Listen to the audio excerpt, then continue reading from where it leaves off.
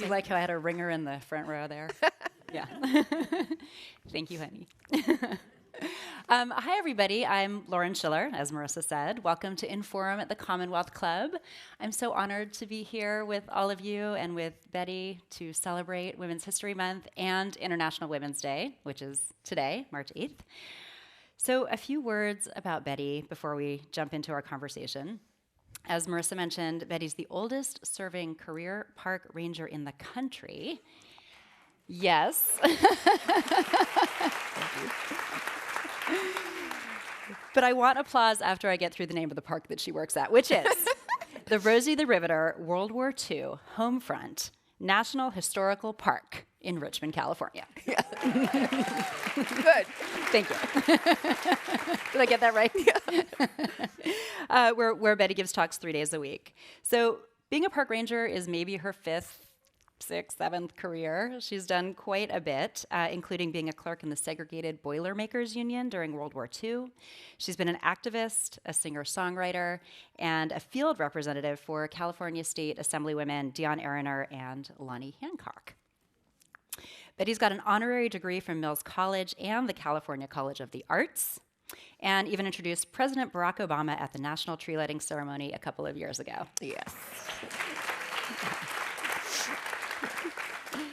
Which puts all of us 1 degree of separation from Barack Obama. And that's just a small slice of her life, of your life. At 96 years of age, it's an understatement to say that you have seen and done a lot. I'm sure I have. So I went to see Betty at the, I'm just going to call it the Rosie Museum. Is that okay? Yeah. The Rosie Okay. Museum this week. And one of the things that you said, Betty, when you gave your talk is, we have to go back and see the past for what it was so we can see how far we've come. Absolutely. We have to recognize in truth where we have been, because other than that, we have no way to know how we got to where we are, because we have been many nations over the years, and some of them I've lived through. Some of them were not very comfortable. So your great-grandmother was a slave?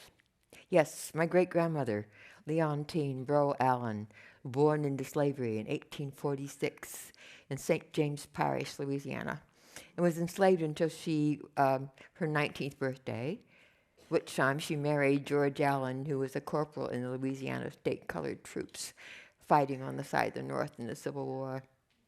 She lived to be 102, not dying until Amazing. 1948. When I was 27 years old, a mother, married, and I knew my slave ancestor as the matriarch of my family.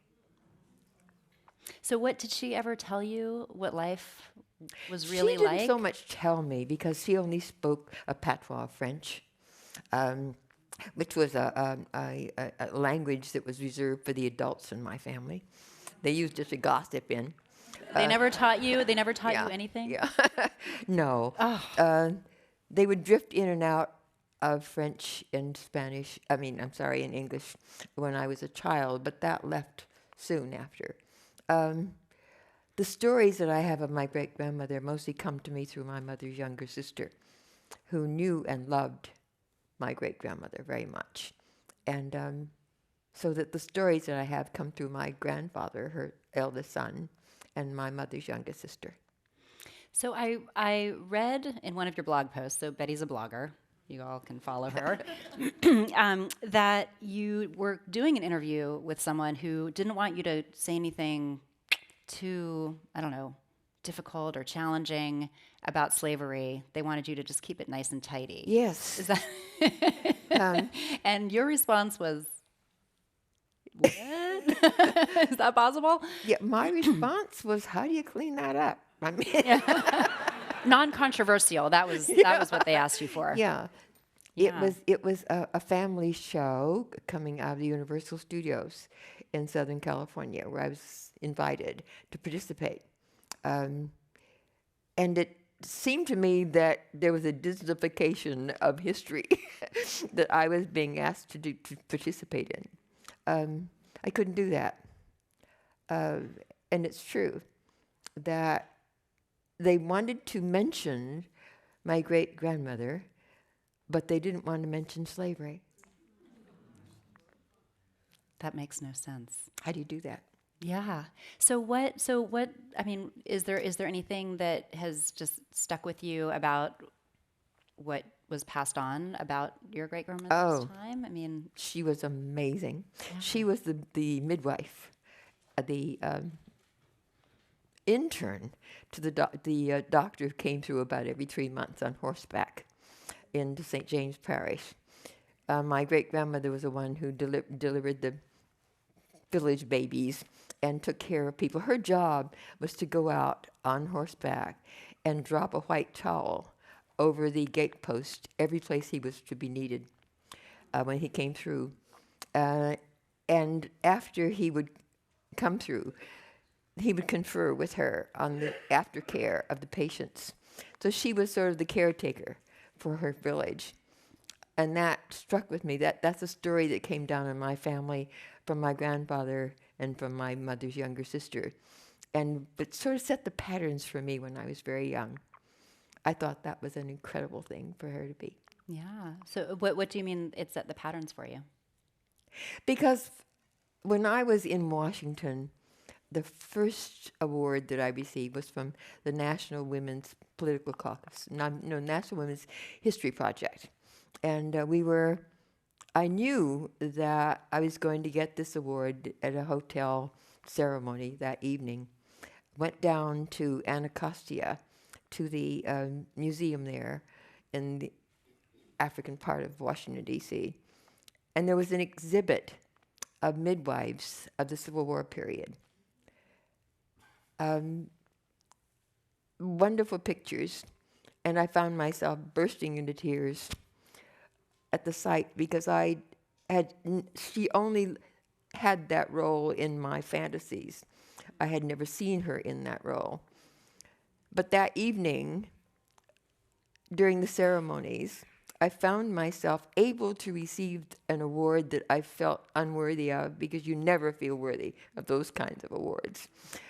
But I felt it if I could accept it for her, because I realized that I had been wooed many times to run for public office, but this had never been a role that I wanted, that I had been dropping imaginary white towels over imaginary gateposts my whole life. And it was in that spirit that I was able to accept that first honor, and have been accepting them ever since in her name. Yes, seriously. Thank you. You mentioned your grandfather. Yes. Which I understand he was an inventor. An Of unrecognized... my father's father. Yes. Yes. So different grandfather. Yes. Okay, so on the patrilineal side. He was Charbonnet, Louis Charbonnet. He was an eminent builder, millwright, engineer. His degree was out of Tuskegee University on correspondence courses. I have his books in my apartment, books that took him through Tuskegee.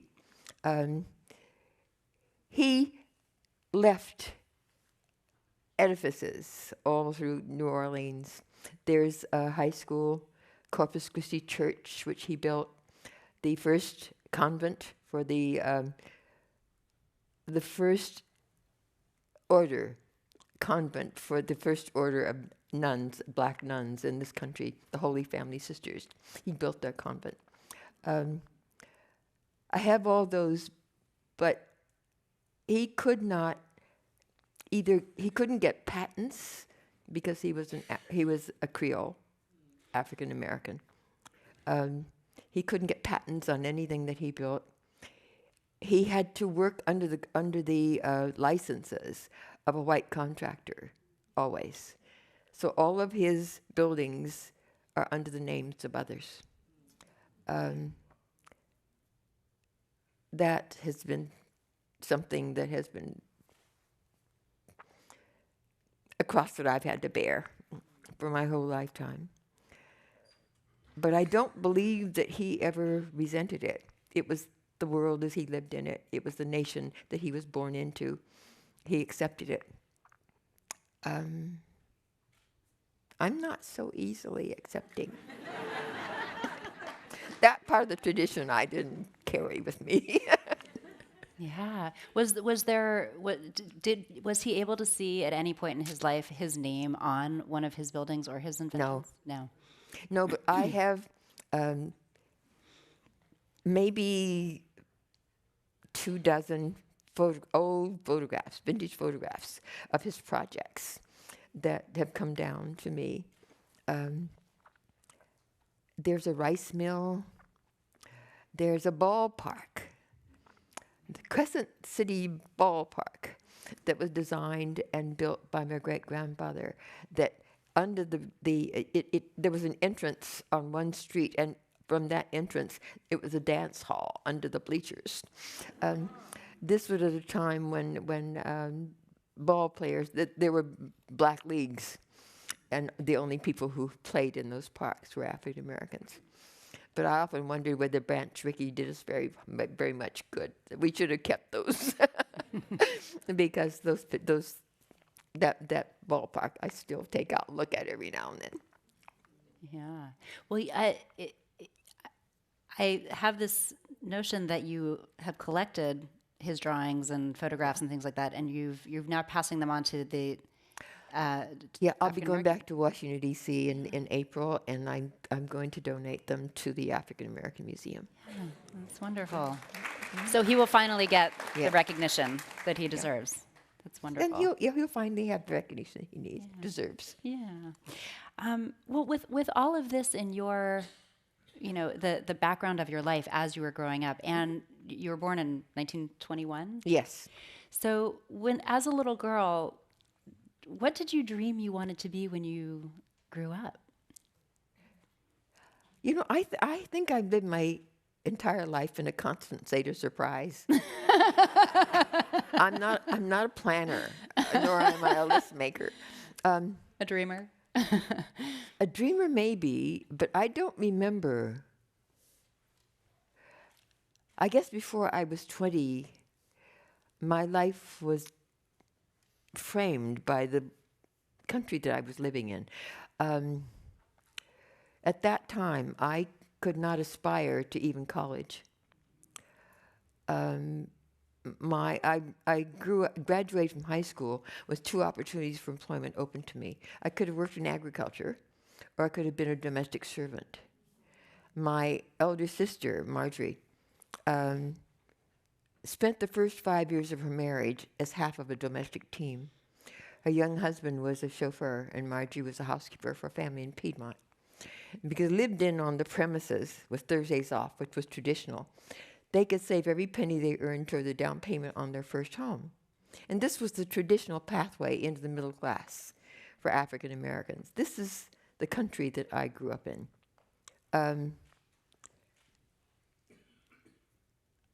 I escaped that because there was a third choice.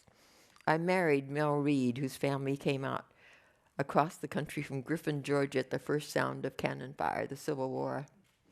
And in 1942, when I married, Mel was in his senior year at the University of San Francisco, playing left halfback for the San Francisco Dons. And what 19-year-old wouldn't prefer that? Mel, his father, and his grandmother were all born in Berkeley General Hospital on WWII. So that my life took a turn at that point. But up to then, I had no ambitions that I can think of because I was limited by what was possible. Now, that meant that for about 20 years, I lived out in the Diablo Valley in an architecturally designed home, with my 4 kids that I raised to adulthood, outlived 2 husbands. Spent a lot of time with friends, some who were quite powerful, in my church or in my neighborhood. I returned 15 years ago. Well, after 20 years in the suburbs, I returned to Berkeley as a field representative, a member of the California State Assembly. And if you're wondering whether I became a genius each of the time I was 20 and 15 years ago, may I quickly assure you that that's anything but true. That arc of my life from 20 to 15 years ago is not a sign of personal achievement, but a solid indication of how much social change occurred in this country over those intervening years. Something we all did, all of us. Black and brown and yellow and red and straight and gay and trans. And some of us did it kicking and screaming, and some of us are still kicking and screaming. But enough of us, because of what happened here in the city of Richmond, in the Bay Area generally, between those years of 1942 and 1945, during the Second World War homefront period. Because of that, enough of us completed that full trajectory so that to this day, social change continues to radiate out of the Bay Area into the rest of the country. And that was enough to build a park around. Yeah. That's what we did. Yeah.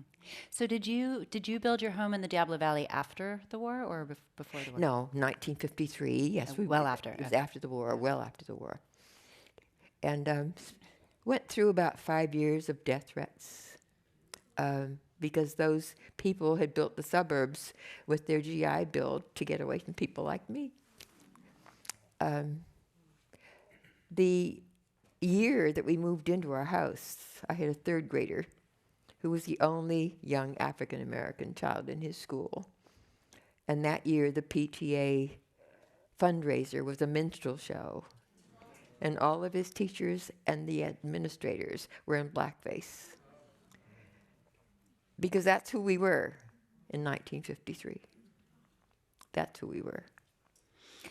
Did you discover that upon arriving at what you thought was going to be a fun school evening? Or how did you discover that? I learned about the minstrel show from a neighbor who came to me the day before the show was to be shown, to be staged.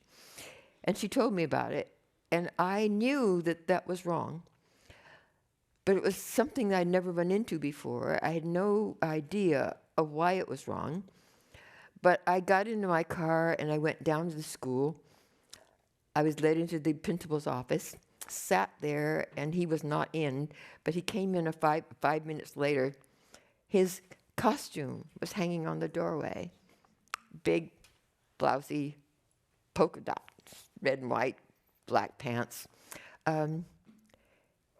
He walked in about 5 minutes after I was there and saw my face and turned around to go out. And then he turned back, and I said, "You're having a minstrel show." And the poor man, miserable, embarrassed, said, "Yes." And I said, "You know that's wrong." And he said, "I didn't know that until I saw you there." Oh. And I said, Jeez. He said, "But you know, don't really misunderstand. We're really showing how happy-go-lucky the colored people are." And I said, "Do I look happy?" And he said, "No." And I said, "You know that minstrel shows were created to ridicule black people." And he said, "No." And I said, "I know that your show is tomorrow evening, and I can't possibly ask you to cancel it because it's too late now. But I want you, when you have your dress rehearsal tonight, to explain my visit to you, to your staff." And I said, "Tomorrow evening I will be here, sitting in the front row." And I did go with my neighbor, Bessie Gilbert, and we sat in the front row and cried all the way through it. But we made them do their minstrel show in our presence. But the next week, there was a Aunt Jemima pancake feed in the middle of Civic Center Park, so we didn't do that much show. But as I say, that's who we were in 1953. Yeah. Well, I mean, talk about looking at the past for what it was. Yeah. I mean, you really explained something. Yeah. Yeah. It was a time of growth. Yeah. Yeah, for all of us. What did you have to give yourself a good, like, how did you get up the courage to go and have that conversation? I mean, I that had must have been no really hard. idea what I was going to say Yeah. when I walked in that place. I had no idea except that I had 3 children at home who were being wronged.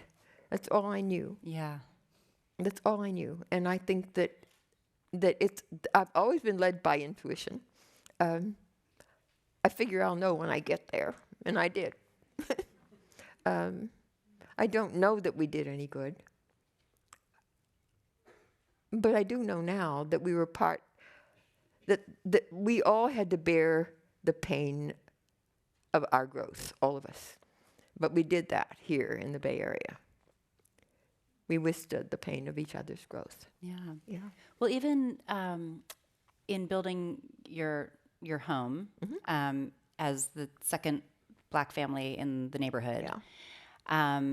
and the experience that you went through with that, you then saw that happen to yet another family, Yes. right? And then There was a young couple that was moving into Gregory Gardens, which is a low-income community that was being constructed at the time. I read about them because there was an Improved Association meeting to find an answer to the intrusion of these people into their community. improvement Yes, Improvement in Association. quotes. And Okay. I read it in the local paper and decided that where I had felt impotent against what was happening to our little family, that as a defender, I could have strength. And so I wrote a letter to the editor in the newspaper complaining about this. And someone, an attorney who lived in the area, a liberal attorney, named of David Borton, who's now deceased, read my letter, found how to get to hold of me, called, and he wanted to offer help because I had said that I was going to attend that meeting. And he said, "You can't do that, Betty, because they'll hurt you." And I said, "No, they won't do that because people don't say those mean things in my presence. They only say them when I'm behind my back. So that if I go there, I will be able to tell them what I want to say, and then I will go." But I knew by that time that our community had gotten past this pretty much, and that I could tell them that it could be better. They could all get through this. So I drove out to the school, parked my car, and walked into the auditorium and sat about in the middle on the aisle seat. And I was not protected by my color because I'm so racially ambiguous that nobody picked it up. Though I was that Black family only 3 miles away, here that evening, I just blended into the crowd.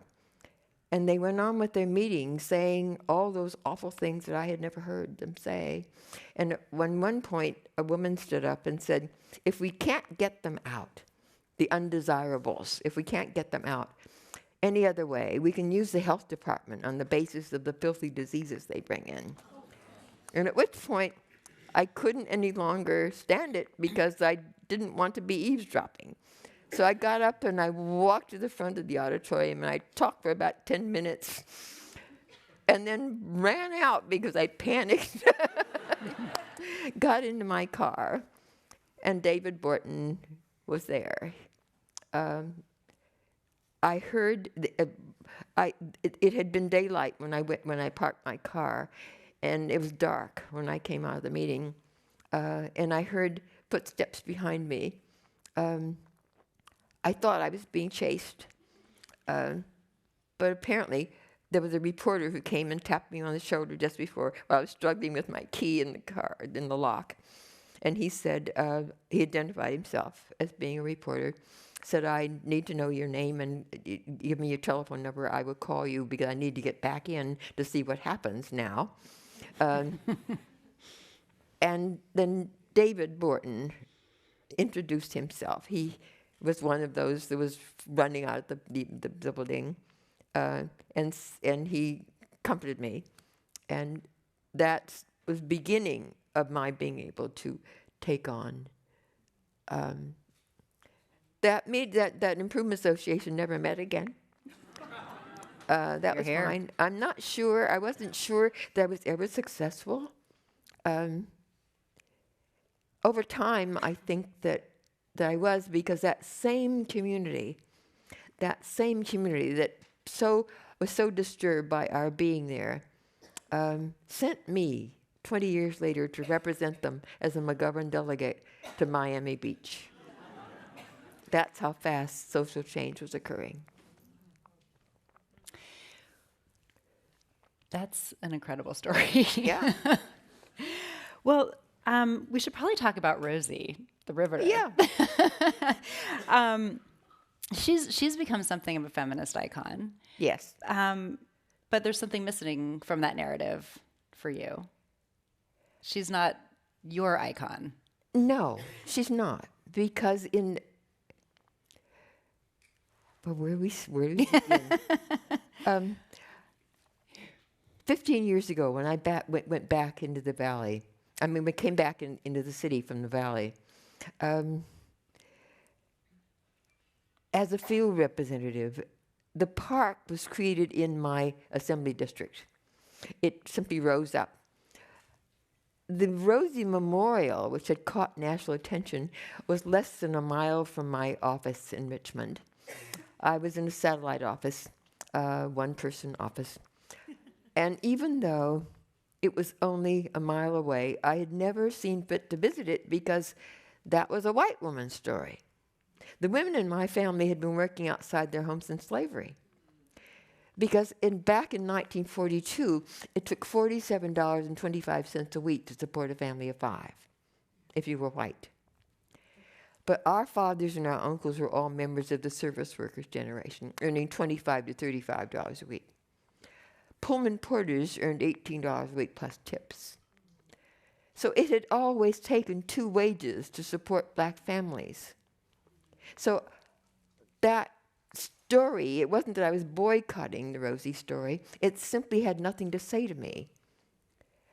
But when the Department of Interior planners were gathered in my assembly district and held their first meetings to begin to frame this park, that was when I discovered the national parks, because it was coming into my area and being defined by scattered sites that lay throughout the city, which I instantly recognized as sites of racial segregation.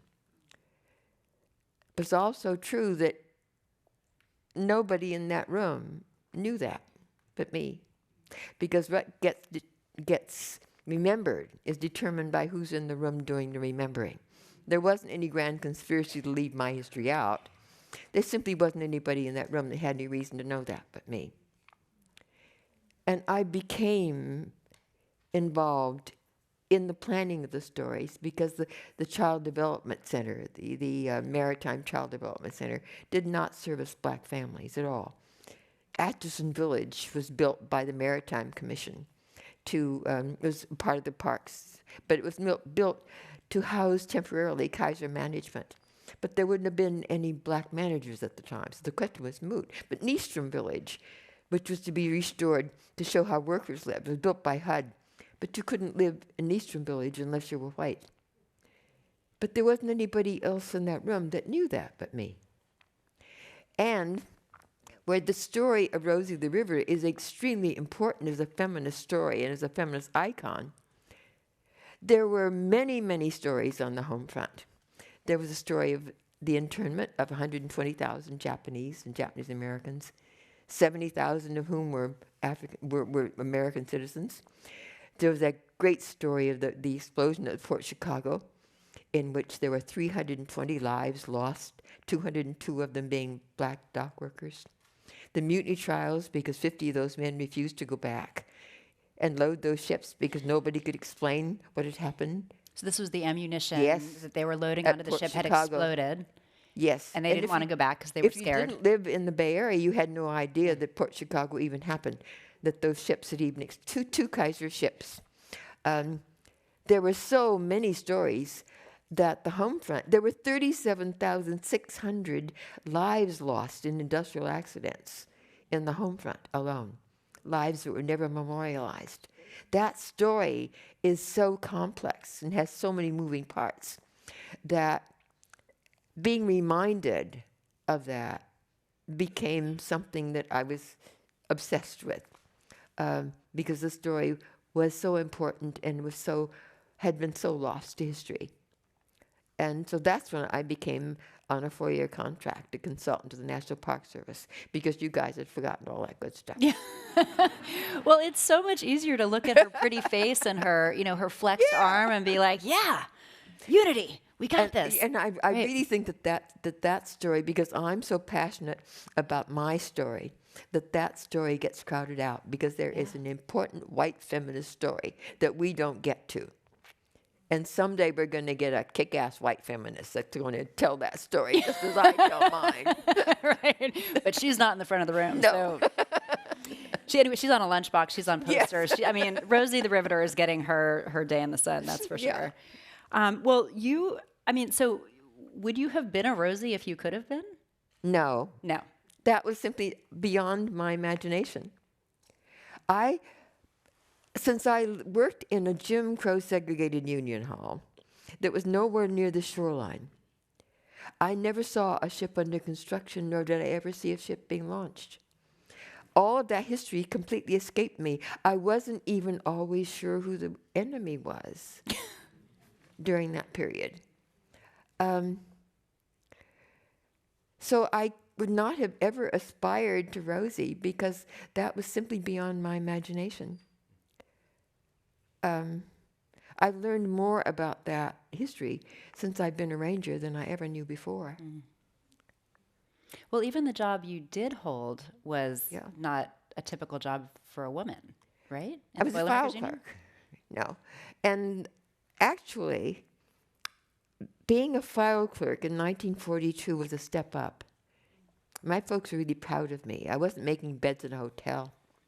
I wasn't taking care of white people's children or cleaning white people's houses.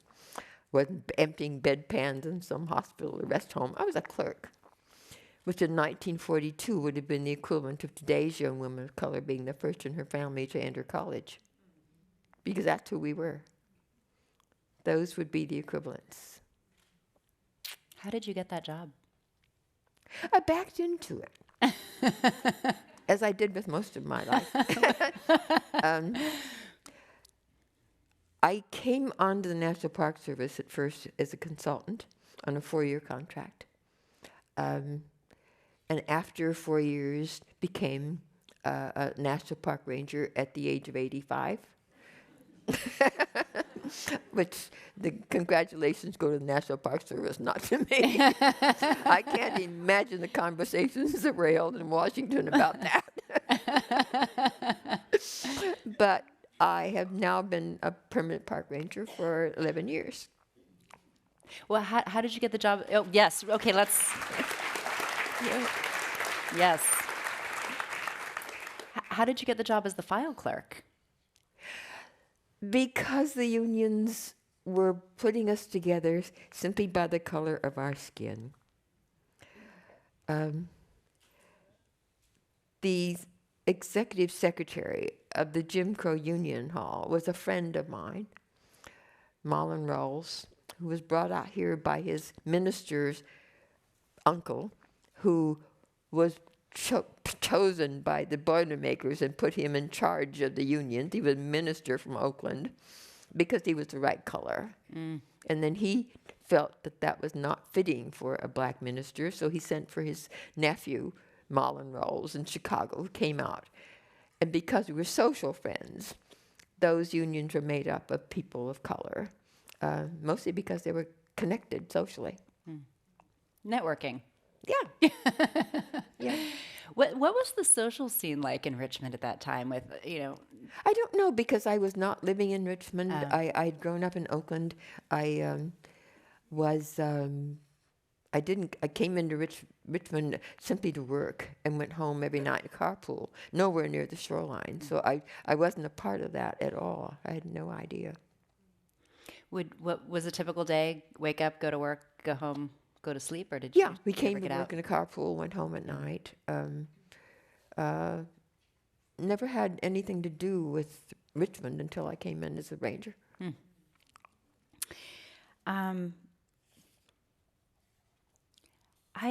You said something just a few minutes ago about what gets remembered as a function of who's in the room doing Yeah, the that's remembering. true. So this is kind of a philosophical question, but you can maybe answer it tangibly, which is, how do you get in the room? How can I answer that? No, it's related to another question that I can't answer. There's been a drive in the National Park Service for a number of years now to encourage more people of color into the park system. And I keep running into that constantly. There are special programs. There are kids gathered up in inner cities and delivered to national parks so that we can have representations in the parks. And there's been an honest-to-goodness effort to get people into the parks. And I find myself feeling like the parks, the national parks, are really created and used by the middle class. You have to have the leisure time and the financial resources in order to take advantage of the parks. And as the National Park, as a federal agency, concentrates on bringing more people of color into the middle class with a jobs program, we'll find our way into the park. And I think that that's the answer that I would give. I've heard that if any group is comprised of at least 30% of pick anything, 30% women, 30% people of color, 30%, you name it, that's the tipping point. That's the point at which more people who fit into that category will join in. I don't know. I'm sure that there's a critical mass that would be operating and that might be true. I am surprised sometimes and not at other times that my audiences at the national parks don't have nearly as many people of color as I would expect to have, because my presentations are clearly out of my shoes. But then when I realized that those were years of rejection, that there's very little to be nostalgic about if you're not white, of the periods of 1942 to 1945. My young husband, who was, as I say,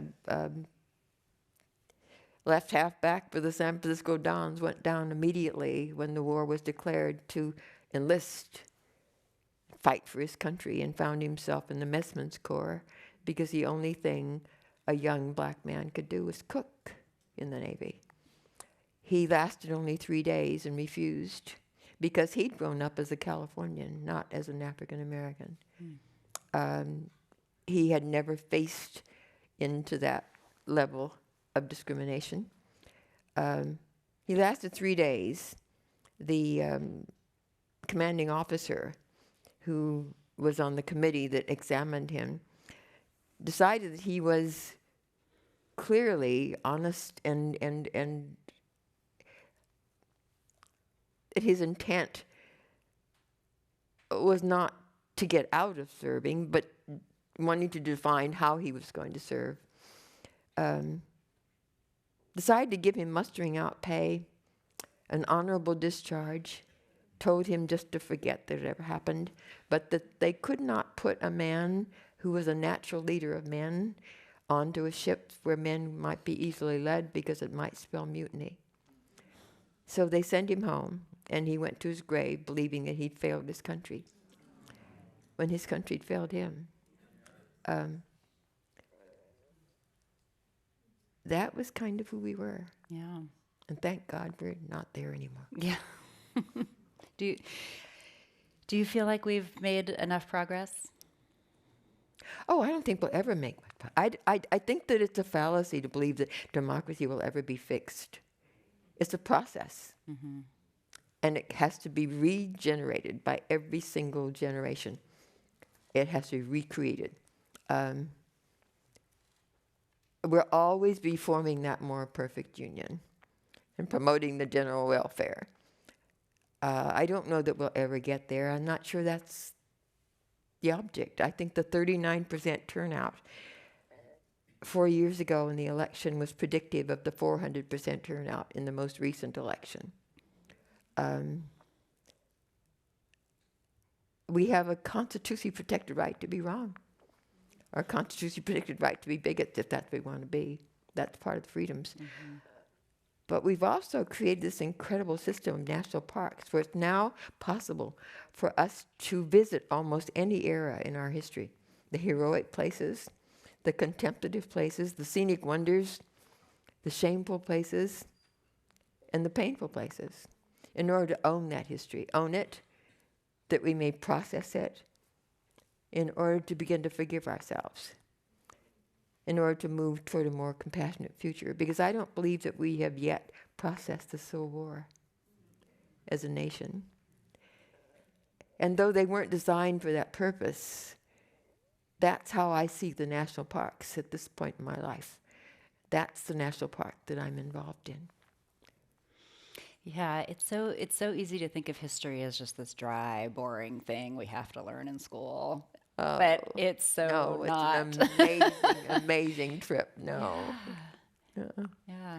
Well, what about, I mean, I feel like we're, you said democracy is constantly reinventing itself. And I feel like we're in another one of those moments of reinvention. Yeah. Women's voices are being elevated more than ever. The Me Too movement, the Black Lives Matter movement. Mm-hmm. What do you see, what would you like to say to the leaders of those movements that will help them keep making progress? I think that at 96, I have lost my sense of future. There are no models for me anymore. I've outlived my peer group. What's happened in compensation is that I now am more aware of the past. And I am aware that these periods of chaos are cyclical, and that they've been happening since 1776. And that in those periods, I sense that we're on an upward spiral. We keep touching the same places at higher and higher levels. Higher and higher levels. I'm not enslaved like my great-grandmother was. And each time we hit one of these places, and we're in one of them now, that's when democracy is being redefined. And that's when we have access to the reset buttons. And when that happens, on this upward spiral, we're setting the stage for the next generation. And that gives me great hope. And I think in that process, the national park is one of our greatest tools. That's a total reframing of the National Park Service for me. I don't think they know that yet.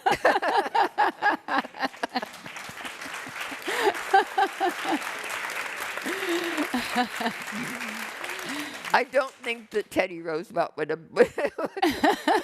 agreed. You didn't realize, kids, pack your bags. We're going on the road. He didn't know what he was building. Yeah. Well, maybe he did.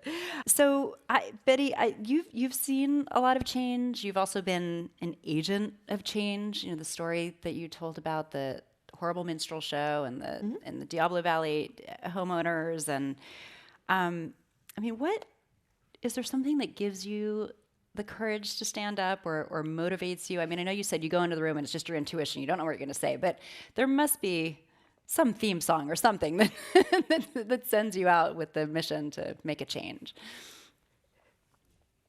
I'm not sure. Partly, as I say, I've lived my entire life in this constant state of surprise. And I think I've enjoyed that. I think that I reinvented myself about every 10 years. I get restless, and I wonder what's coming next. I don't know how to answer that because I don't spend much time regretting yesterday. Mm-hmm. No planning for tomorrow. It's all now for me. Well, are there any? Is there anything that for the? I've got 2 of my children sitting in the front row here, and there may be other kids in the audience. I see a couple. Is there anything that you would like them to know that they can take with them tonight? I think that there's a place on the film that we show that was, it's called Homefront Heroes, that's shown as an orientation film for my presentations at the park. And there's a place on the film where Agnes Moore, a still living Rosie, says that that period of 1942 to 45 was the greatest, what is it? Yeah, the greatest coming together that she'd ever seen of the American people, that she'd ever lived through. And when she first used to say that on the film, and I would stand up against the wall and watch her, and I'd say, how can Agnes say that? She knows that isn't true, and I'm going to have to talk to that woman. And one day after my 90th birthday, I was suddenly able to hear that as Agnes's truth.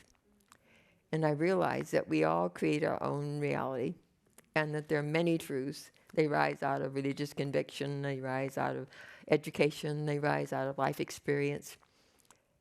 And that many of those truths are in conflict. And as long as there's a place on the planet where Agnes's truth and mine can coexist, that was all I needed from that day forward. And I'd like to be able to tell every 14-year-old that comes through our park that insight, so they don't have to get to be 90 years old before they recognize it. Thank you. Well, before we go to questions, I have to ask you one more thing. Okay. Which is, I understand that you played Spin the Bottle with Paul Robeson. I sure did. I got kissed on the cheek by Paul Robeson.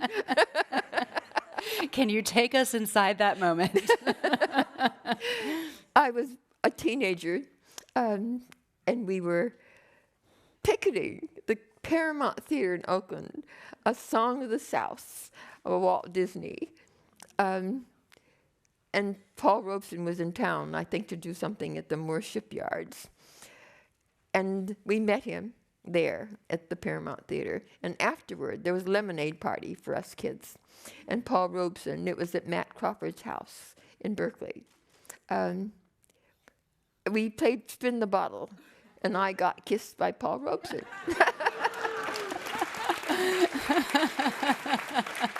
And you'll never wash that cheek again. All right. Shall we go to audience Q&A? All right.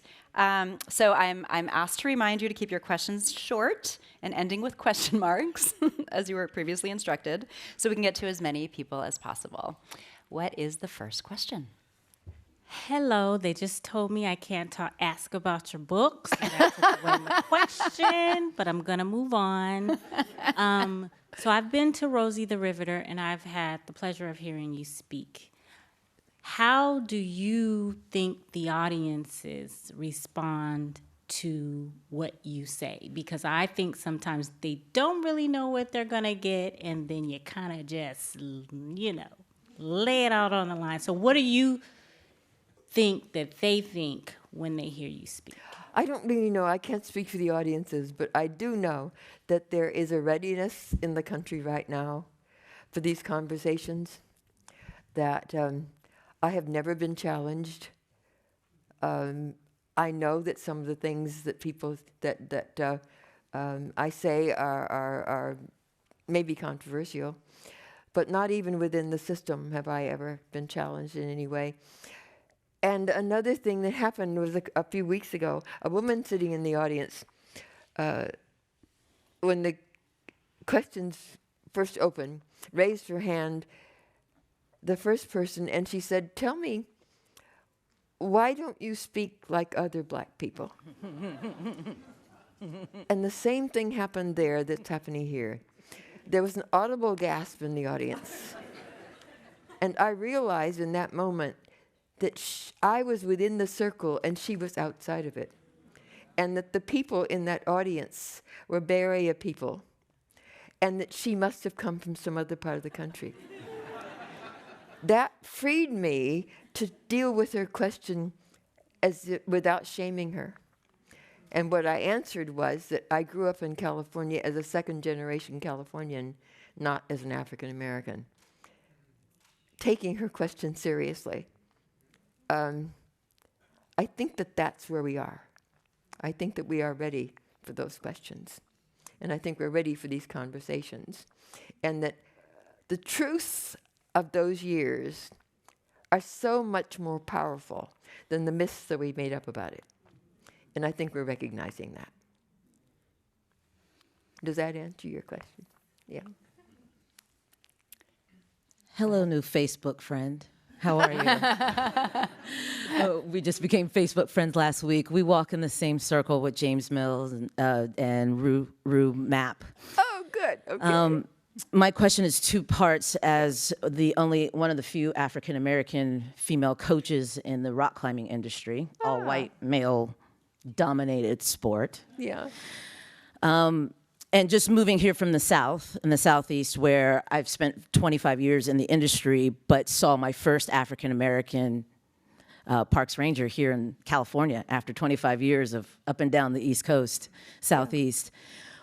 Two questions is one, how do I stay strong as a black woman going up against the industry, trying to do an industry that is embracing diversity, but extremely slowly as we are getting ready for the Olympics in 2020.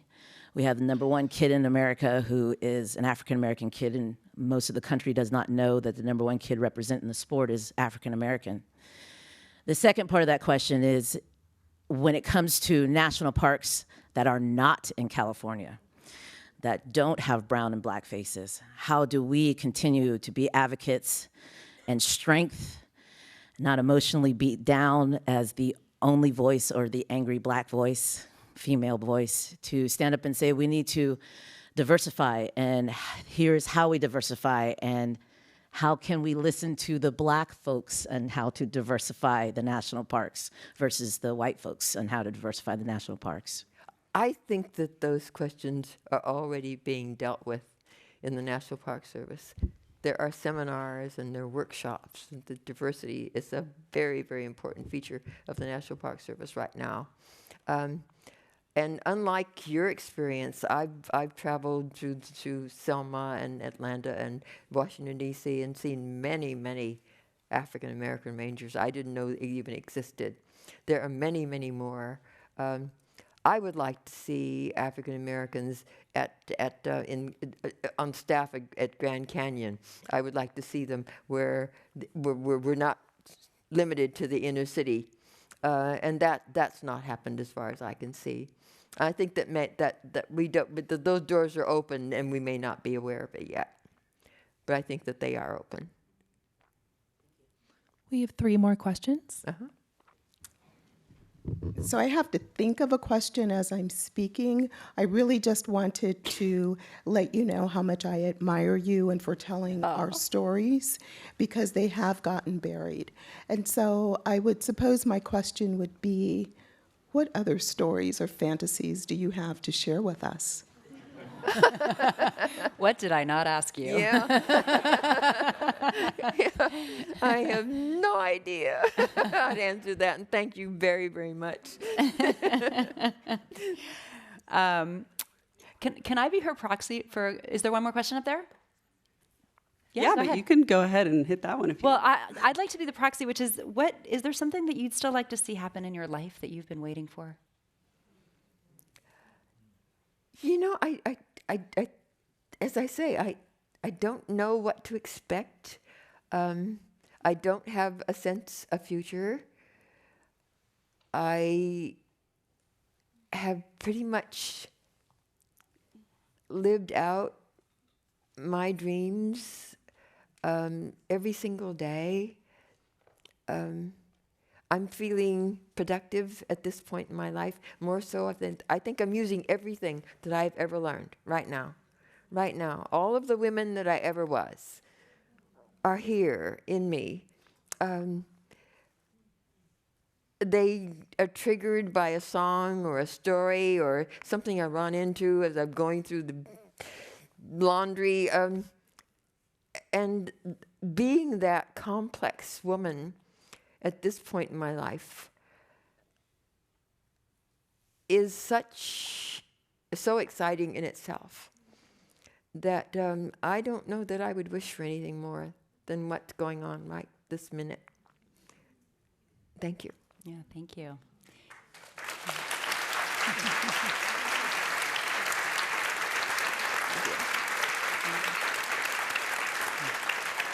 Thank you. We have one more audience question. Hi.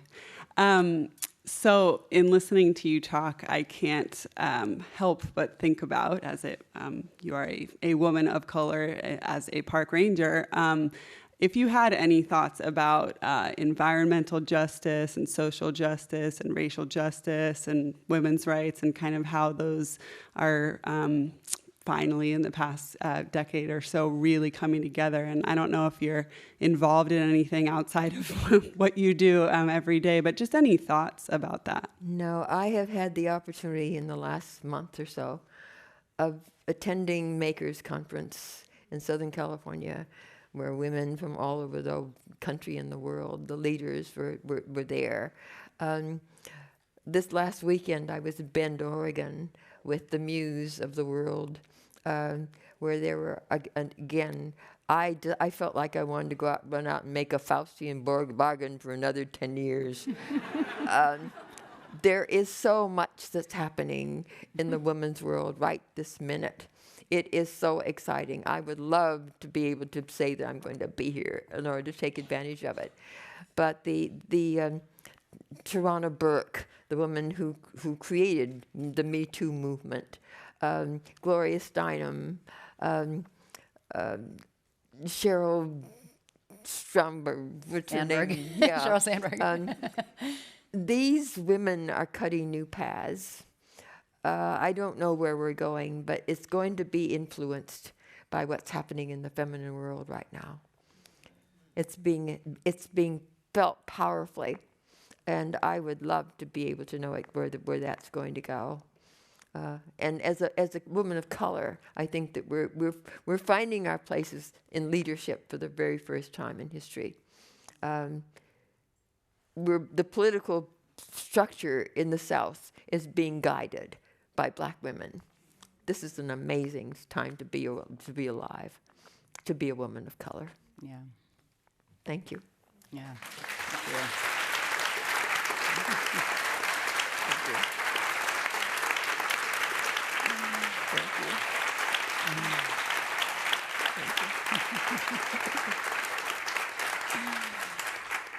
I feel like everything you say, we just all need to take a moment and soak in. So we have one last question for you, which is an INFORUM tradition, which is to ask you, what is your 60-second idea to change the world? No pressure.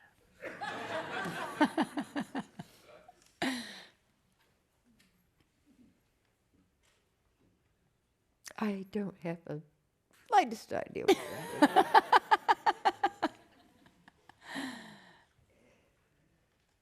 I don't know. I think that if my world could learn to value the questions more than the answers, that would take us a long way.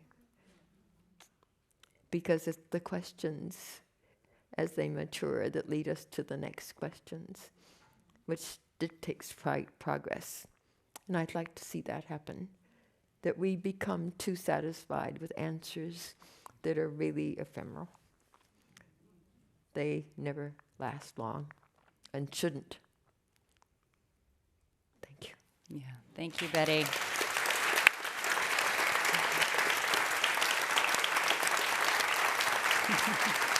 Thank you so much for being here with all of us tonight.